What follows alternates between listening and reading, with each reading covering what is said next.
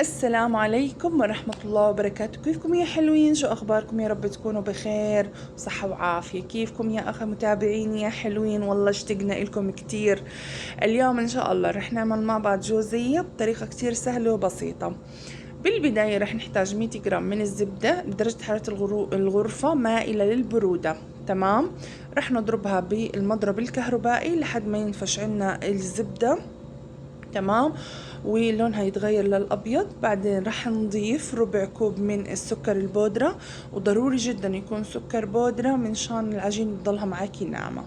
بعد ما ضربناها والقوام صار مثل الغامة مثل ما انتم شايفين، رح نضيف طبعا بيضة وفانيلا، ورح نضربهم بالمضرب الكهربائي بالطريقة هاي لحتى نحصل على قوام تقيل وكريمي مثل ما انتم شايفين تماما. رح نضيف كوب من الدقيق وملعقة صغيرة من البيكنج باودر، رشة ملح. رح نخلطهم مع بعض. بعدين رح نضيف نص المقدار على الزبدة. تمام. ونعجنها بأطراف أصابعنا، ونضيف المقدار الثاني ونعجنه بأطراف أصابعنا. تمام. في هاي الأثناء حسيت إنه العجينة لا محتاجة كمان دقيق، فضفت ملعقة واحدة.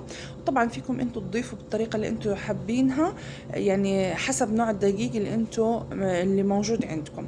بعد هيك اخذت العجينة وحطيتها بكيس طعام، طبعا حطيتها بالثلاجة لمدة نص ساعة، وبعدين طلعتها من الثلاجة وبلشت اشكلها. طبعا كورتها كرات صغيرة، جبت الميزان وحاولت اني اعملها 7 جرام 8 جرام. عملت اول 3-4 حبات لحتى اشوف المقياس المناسب للجهاز. طبعا الجهاز سخنته وبلشت ارص فيه الحبات.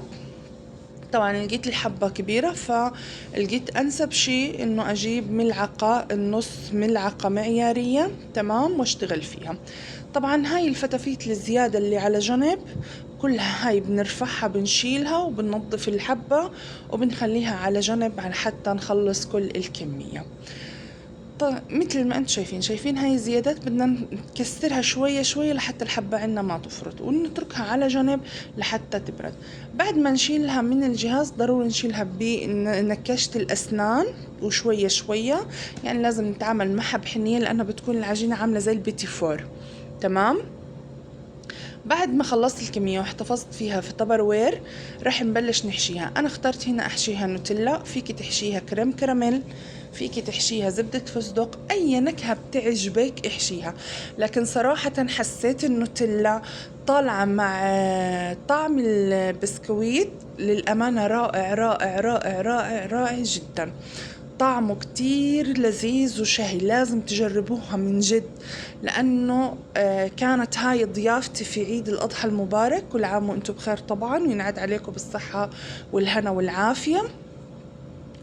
كانت يعني عن جد ضيوف كتير انبسطوا فيها وانبهروا فيها للأمانة. بتاكلي الحبة بتضلك تاكلي الحبة ورا حبة ورا حبة ورا حبة.